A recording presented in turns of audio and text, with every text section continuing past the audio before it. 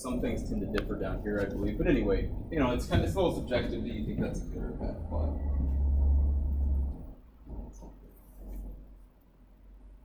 Okay, so one thing I really don't like is pie charts. So pie charts are the dumbest way to convey categorical data.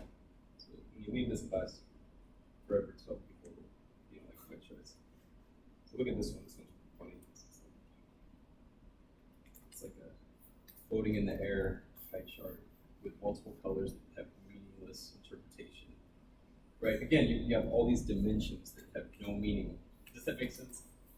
I'm going to do the opposite. Here's a task. What does this do? You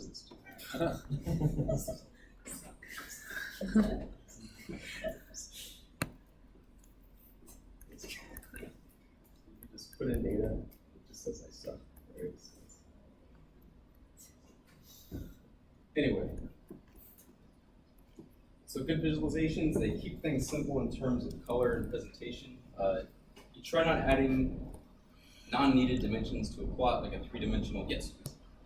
Why are pie charts bad? Well, you don't have a basis of comparison very well.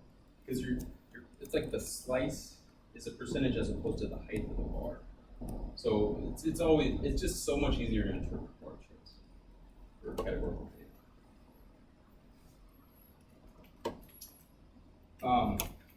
So again, like you see sometimes like undergrad business majors make like three-dimensional bar charts describing one variable and stuff like that. Does that make sense? So it's, don't do that because it's only one variable. There's no need to do that. Showing more dimensions on a lower dimensional plot is encouraged. We already did that in our Diamond data set. And again, bar charts are a better way to summarize categorical data. So it's a quick review of graphics. You can take a whole course on graphics through the statistics department or other departments. But now let's go into the fun stuff with coding, and this is ggplot. Okay, so R has several systems for making plots or making graphs. We've looked at base R functions. ggplot, or current package ggplot2, is one of the most elegant and flexible, probably the most popular way to make graphics in R. ggplot2 uses coherent system or grammar for describing and building graphs. I didn't include this on the slides, but there's something called, it's a funny name, the tidyverse.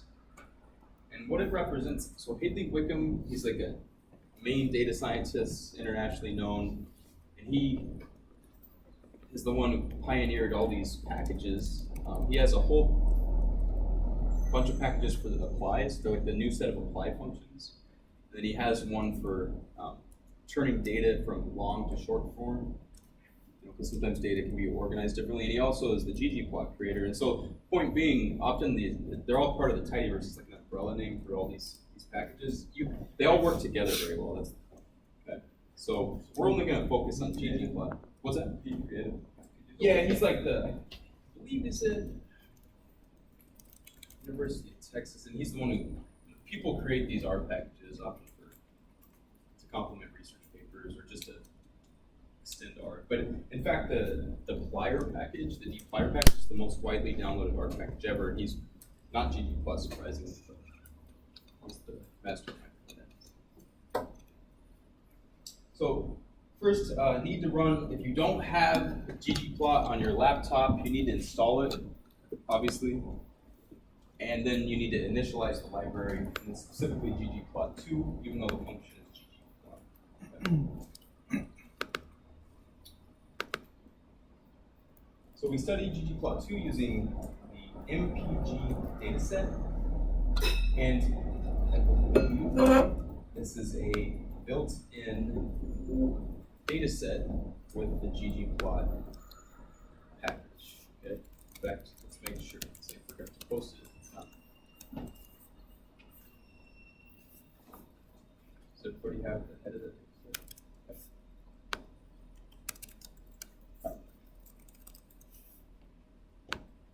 Well, actually, is that the? So We have all these things with this. It's not like it's up.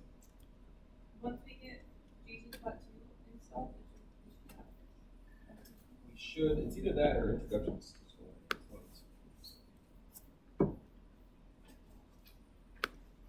I believe it's, did you initialize, did you do library and levels?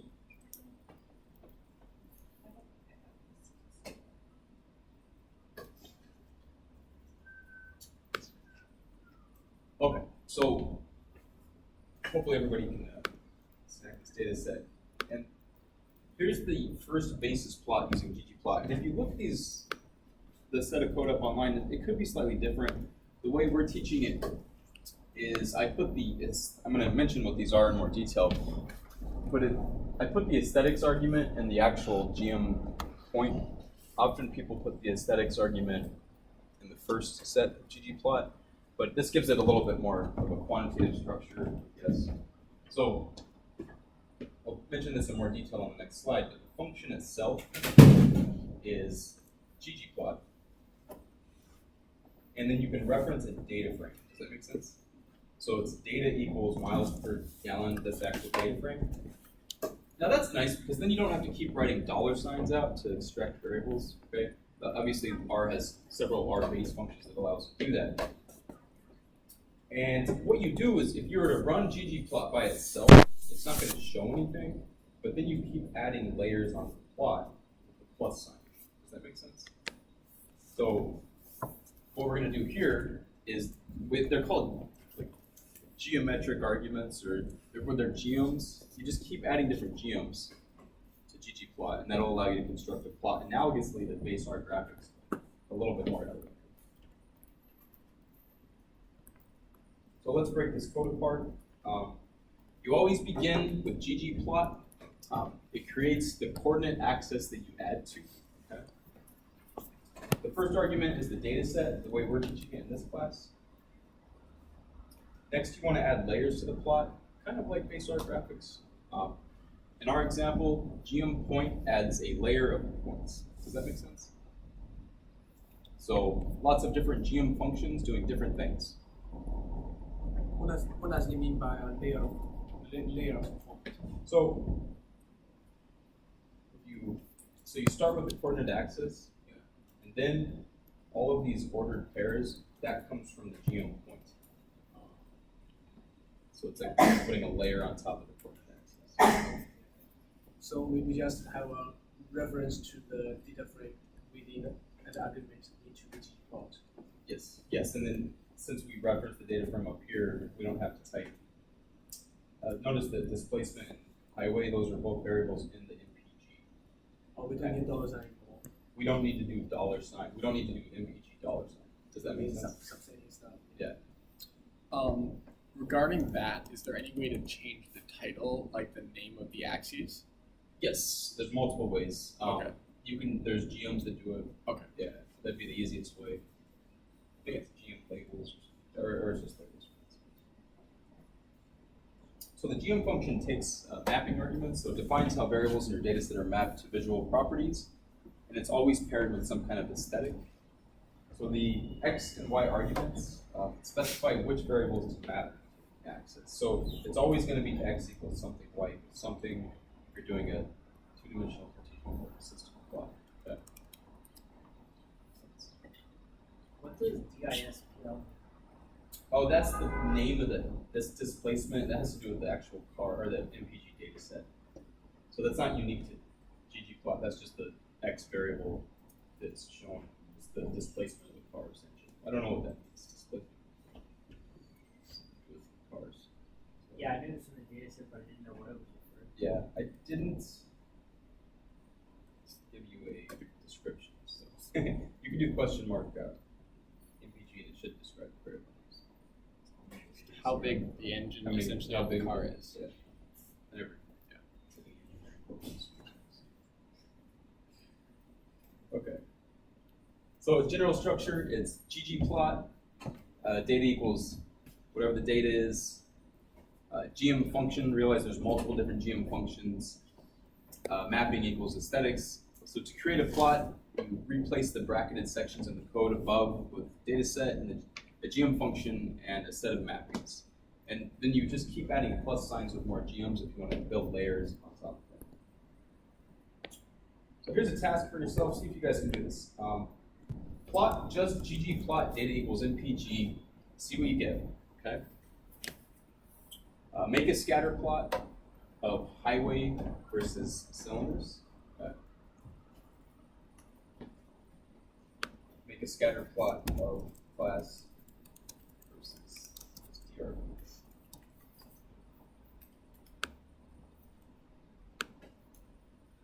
Just brainstorm.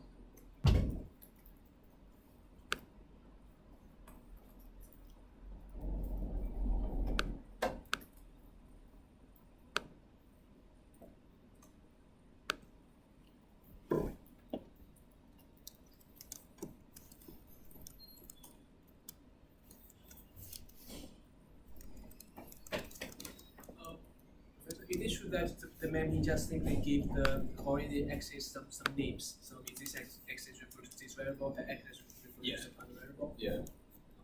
But you don't have to use $signs to extract the variables if you reference the data.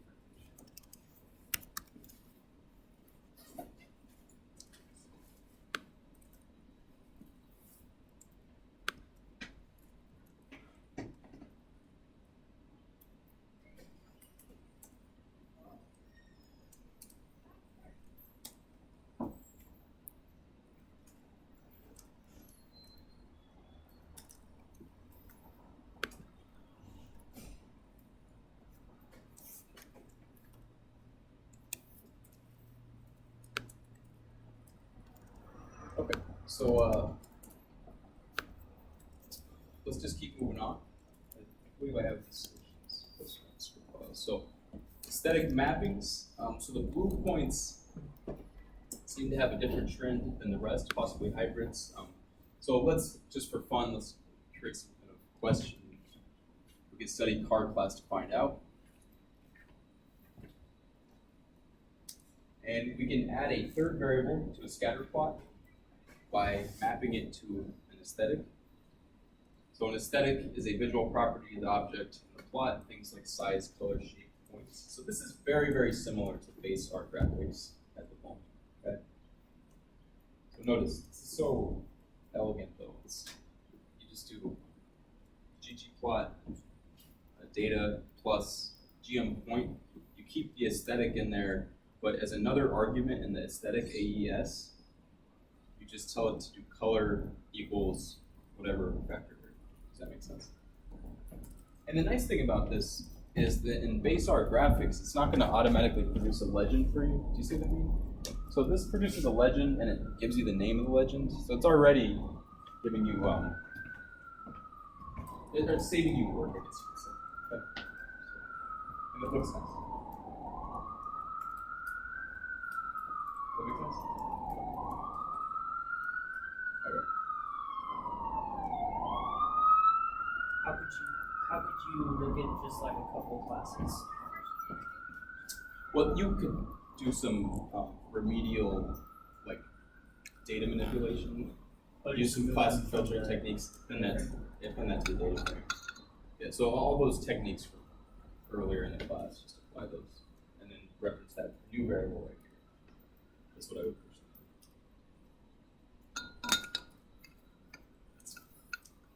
do. Okay, so maybe play around with this for 5 minutes or so. So instead of mapping class to the color aesthetic, map it to the alpha aesthetic. So instead of typing color equals, you're going to type alpha equals, okay? Or try size as well.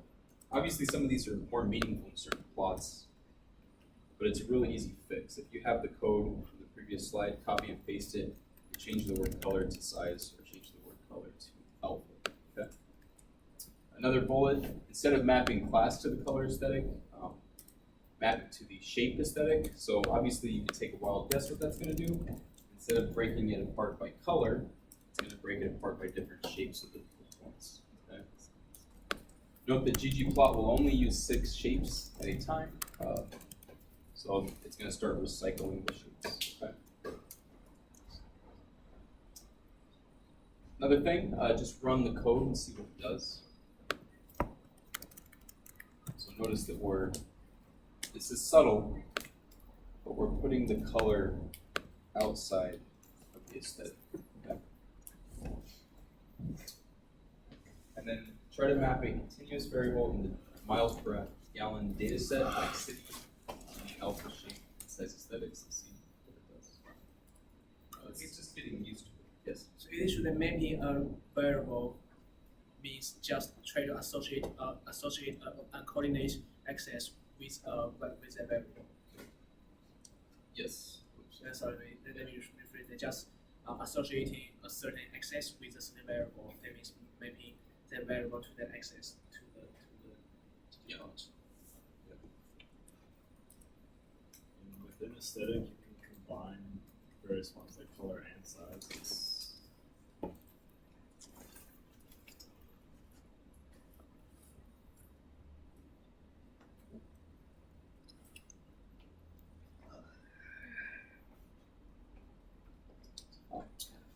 So fun. Yeah. All right. Okay. So maybe I'll just keep moving on.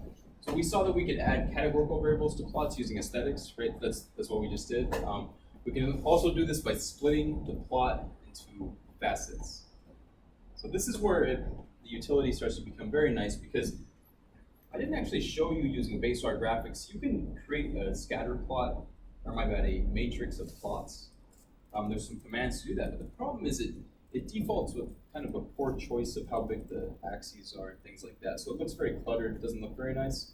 But if you facet using the additional command facet wrap, then you can actually split a plot, okay, very elegantly.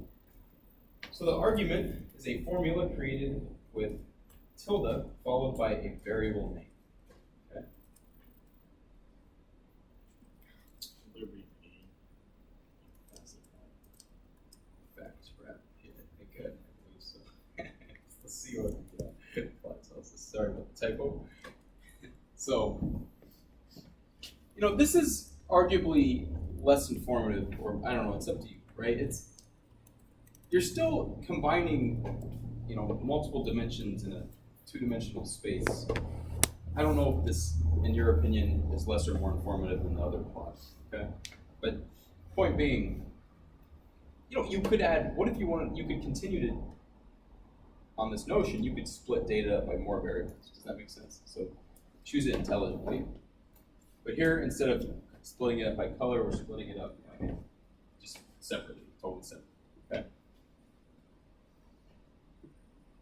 That makes sense.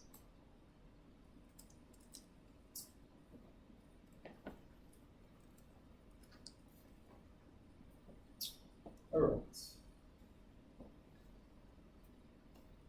One thing that's subtle about facet wrap is notations don't get confusing. It's a tilde and then class.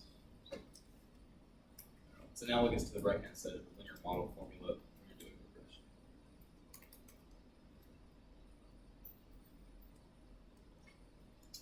So let's try some more tasks. So let's facet on two variables.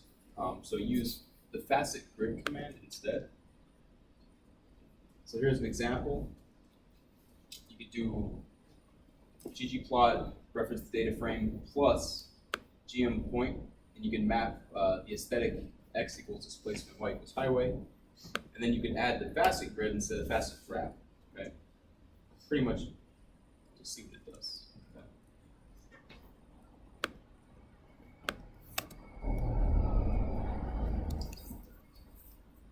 Question about did you plot previous tests? You tried different things, different designs. Yes. Can that happen? Ask the question one more time. Well, yeah. So these tasks we tried different. For example, instead of having class with the color, Yes. we just mapped it to alpha and size, and the shape changed, the color changed. Yeah, so you're getting because remember, you're always splitting the variable you're splitting the scatter plot data points by some kind of categorical variable, but you don't have to split it specifically by color. You can split it by shape, you can split it by size, whatever you want. Although some of them might be more meaningful. But that's the simple. So that's based on the data, so Yes. it's automatically Yes, yes, yes. In fact, too many slides. Yes, let me.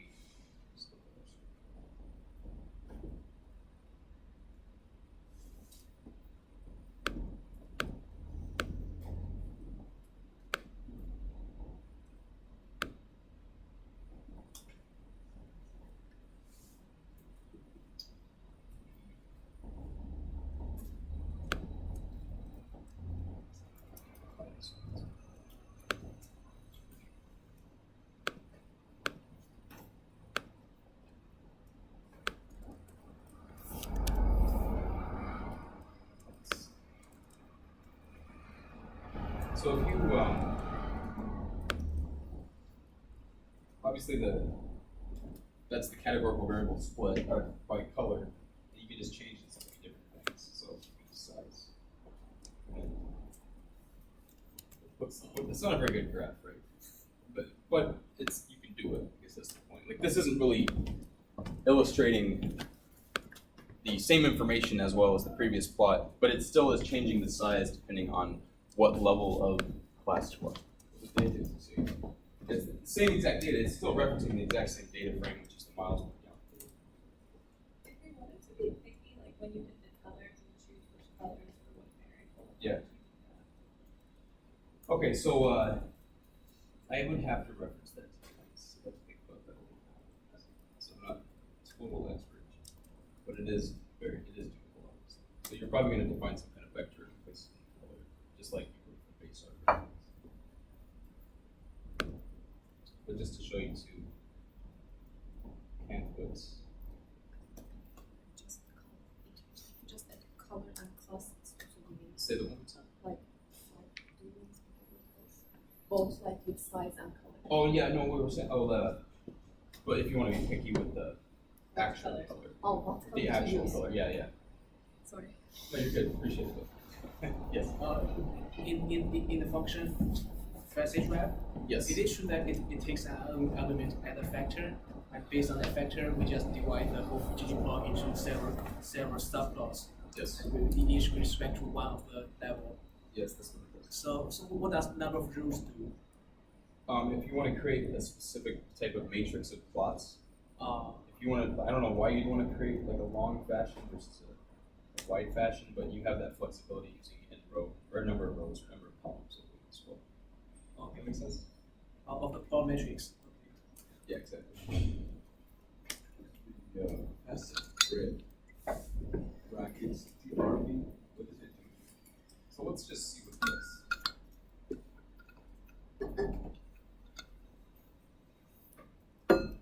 Stop it.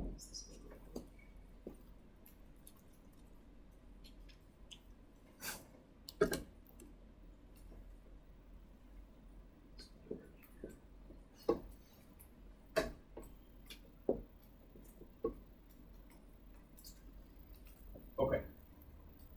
So facet grid. What it's creating is it's splitting it by two different, it's actually looking at the relationship between the DRB and class per, my bad, DRB, it is so hot. I'm losing my mind. Maybe somebody should explain this. You look at displacement versus highway, and you're splitting DRB By class. Yep. Anyway. So let's just keep moving on. Oh. Wait. So this is pretty slick because you can add smoothers really quickly as well. In R, you have functions that do smoothing, but you have to look up there's multiple different smoothers. What's actually, in fact, this is appropriate for the beginning of today's lecture. What's an example of a smoother that we covered today? K-nearest neighbors, thank you. So it's a smoother is a non-parametric regression function, and so sometimes it's useful because it captures the trend of the data as opposed to putting some parametric form on it. Okay. So how do you do that? You just add GM smooth to it, and you can add that as a layer. You can add points and smoothers. Geometric objects, in the previous slide, each plot uses a different visual object to represent the data. You can produce this by using different geoms. A geom is a geometric object used to represent data in a plot, blah, blah, blah. I feel like I already mentioned that. I often describe plots of the type of geom they use. For example, bar graphs use bar geom. So you always do ggplot, reference the data frame, and then depending on what you want, you build it off of that. Okay. So again, GM smooth, you just do GM smooth after the data frame. And then every GM takes a mapping argument, but not every aesthetic works with every GM. So you can set the shape of a point, but not a line. That makes sense, right? You can't like do a shape of a line. You can set the line type of a line. ggplot2 has about 30 different GMs, so I don't even have them listed in the slides. You'll have to just look those up on your own time. Okay. So here are just a few GMs that might be useful. And notice that this is a nice plot because we're actually adding a smoother on top of the GM points. Okay. So, are there questions about that? Does that make sense to everybody? I know this is relatively basic. I have a question. Can you control the width of the smoother? Well, so the width of the line, or are you talking about the confidence band? The confidence band. Yeah, so there is a way. I would have to reference that. Oh, okay. But yeah, but that's like a default confidence. 95%. Yeah. And then you can add new points instead of using. Notice this is really subtle, but you use GM point again, then you just tell it the actual XY coordinate, and then you use GM text. Again, you tell it the XY coordinate. This is analogous to ggplot. Okay. And guess what? If you want to do labels, you just add. There's a plus sign to the right. You can't see it, but you add a plus labs, and that's going to produce whatever you want. You could change the name. Maybe obviously we had displacement in highway, but you could change that to engine weight and highway.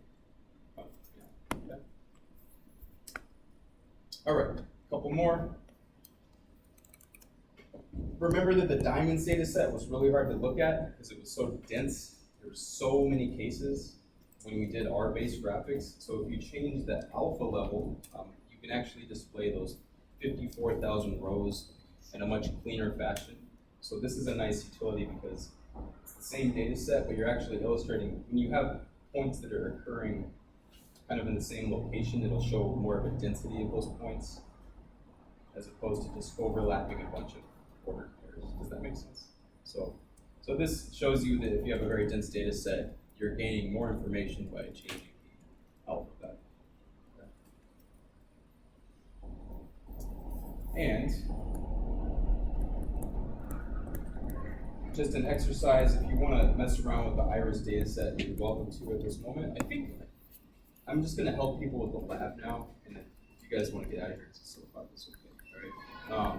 So I appreciate you guys paying attention. Today is an easy lecture, but I think we'll